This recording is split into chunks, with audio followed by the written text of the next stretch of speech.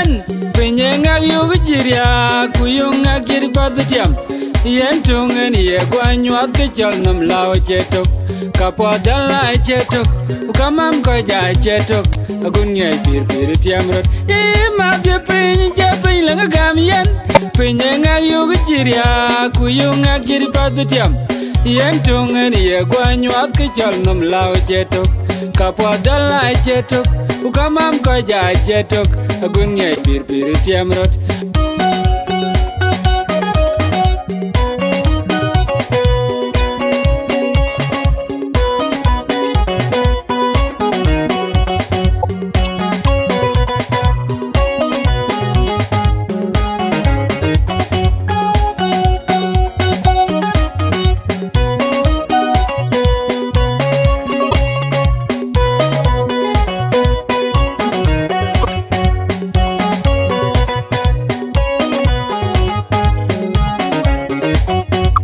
ma de pin je pin lang gam yen pinye ngak yu giria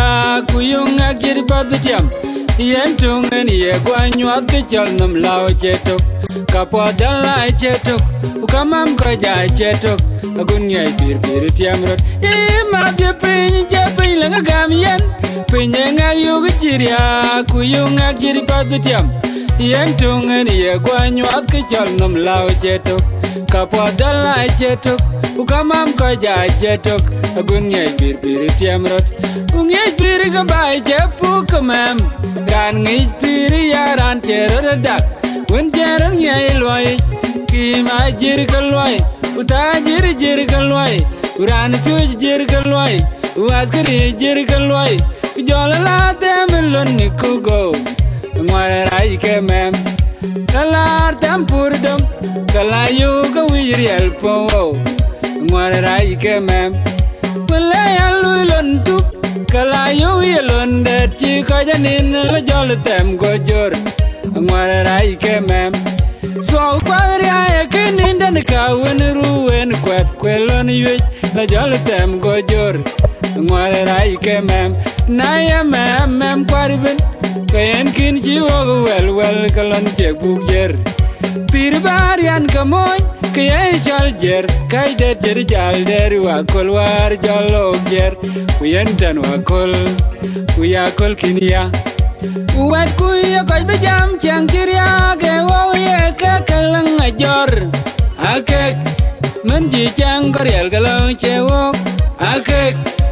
nyir kuya kai bejam chang kiria ke wo ye we lang ajor awek men ji chang korel galong chewek awek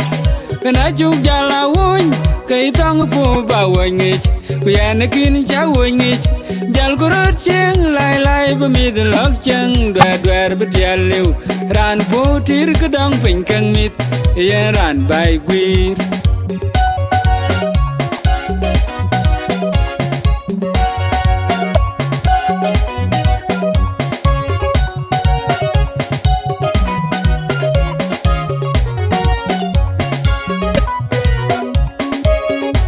naya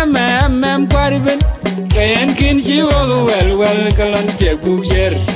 pir barian kamoy kaya jal jer kai de jer jal der wa kolwar jalo jer kuyen tan wa kol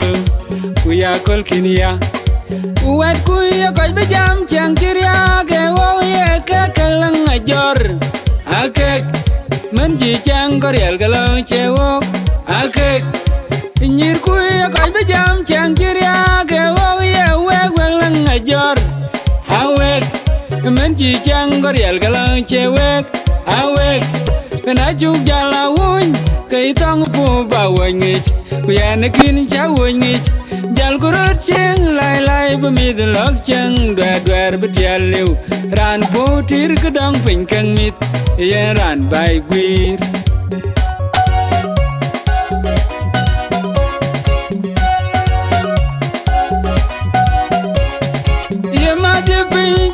lang gam yen pinye ngak yu giria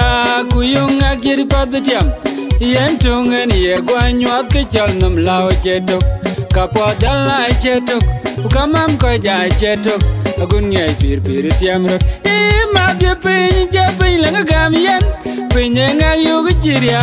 ku yu nga gir pat bitiam yen tungen ye gwanyuat ke chol nom lao chetok kapo dala chetok ukamam ko ja chetok agun ngai pir tiam rot ungai pir ga bai je pu kamam ran ngai pir ya ran cheror dak un jeron ngai loy ki ma jir kaloi uta jir kaloi uran pyuj jir kaloi uaskari jir kaloi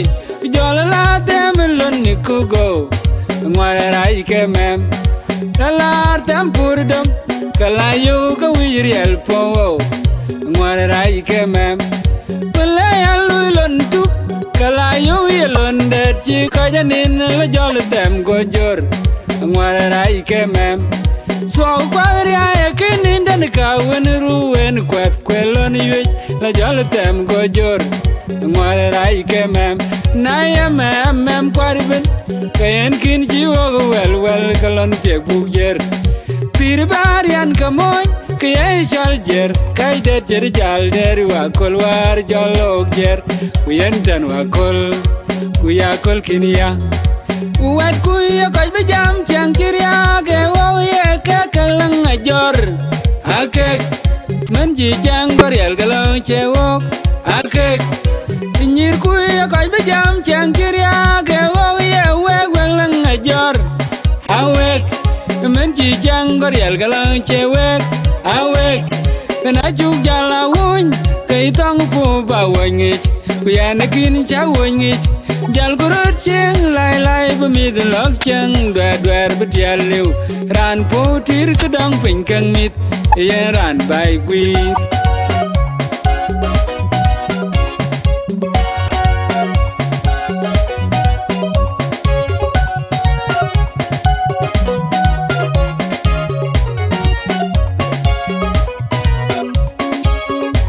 Naya mem kwarben kayan kin jiwo wel kalon te bugjer pir barian kamoy kaya jal jer kay de jer jal der wa kol war jolok jer kuyen tan wa kol kuya kol kinia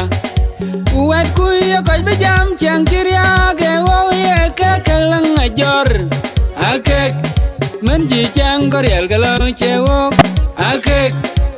nyir kuya koy be jam chang kiria ke wo ye lang ajor awek men ji chang korel kalon chewek awek kana juk jala won kai tong pu ba wangich kuya nakin cha wangich jal gorot cheng lai bu mi de lok cheng dwer betial lew ran po tir kedang pin kang mit ye ran bai gwir